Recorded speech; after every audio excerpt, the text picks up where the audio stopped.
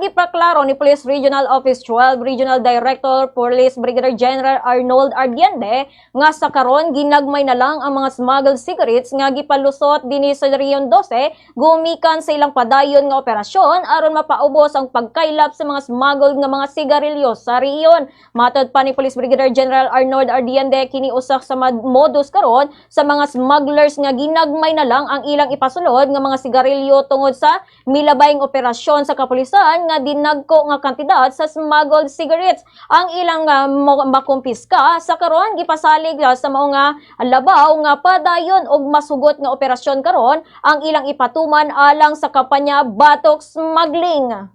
Continuing yan, no? Yung ating campaign against illegal cigarettes or smuggled cigarettes, no? Sa ngayon, patingi-tingi lang yung ating nahuhuli kasi yun na rin na nagiging modus ng ating mga person engaged in such activities, no? Patingi-tingi na rin lang sila kasi ayaw na nilang mag-deliver, lalo na magpapasok sila sa area ng Region 12 ng malakihan kasi nadala na sila most likely sa mga previous apprehension natin na malalaki. But just the same, no? Kahit maliliit man yan, ituloy-tuloy pa rin nating pinabantayan.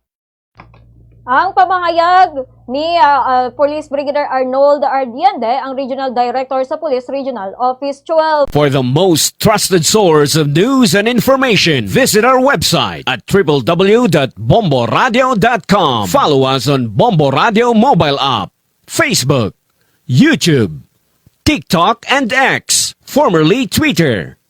Like, share, and stay connected. Anytime, anywhere.